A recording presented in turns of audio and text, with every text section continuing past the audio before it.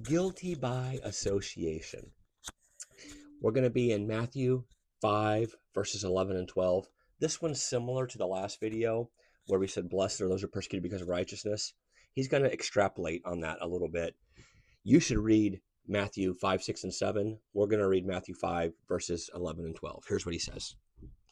Blessed are you when people insult you, persecute you, and falsely say all kinds of evil against you because of me. Rejoice and be glad, because great is your reward in heaven. For in the same way they persecuted the prophets who were before you.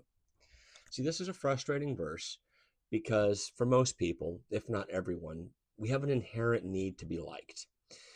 And when someone is just insulting you or persecuting you, well, that's, we don't like that, right?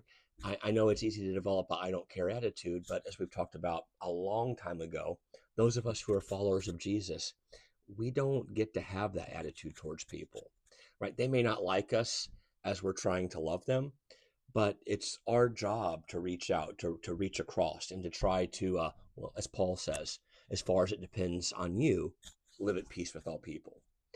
Now, we've got to learn to get comfortable with criticism, right? Because it's just going to happen. People are going to misunderstand us as we're trying to follow Jesus.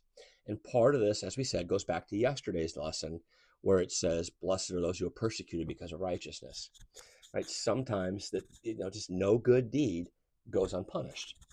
And I could be wrong, but it seems to me that there's just an antagonistic spirit towards Jesus.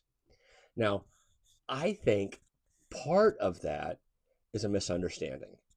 I think there's a huge disconnect between people who claim to follow Jesus and how Jesus actually lived in a lot of cases. And so I think there's a misunderstanding of who Jesus really is.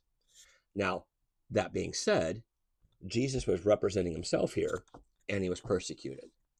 So I just, I get surprised, or at least in my experience, I don't get along with church people very well.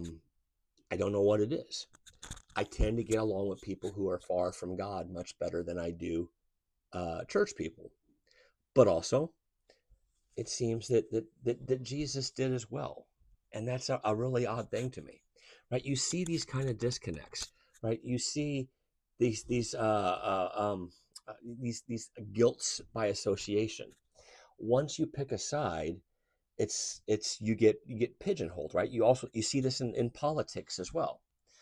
You know, I've got connections that are on both sides, and my connection that's on both sides want to put me with the other one because I won't. It's just this weird thing that we want to be labeled, or we want to label people. We want them to be guilty by the associations that they have. Now, guilty by association, it's not necessarily good or bad. It might be an indication that something's wrong, right? Some people, they're terrified. Don't put me in with them people, right? Don't do that. But it also might be an indication that you've done something very right, especially if you're a follower of Jesus and you're getting put in the Jesus category. See, what we have to do as followers of Jesus is pay attention to the association, right? Pay attention to where we're getting put. We've got to get comfortable with the accusations because they're never going to stop.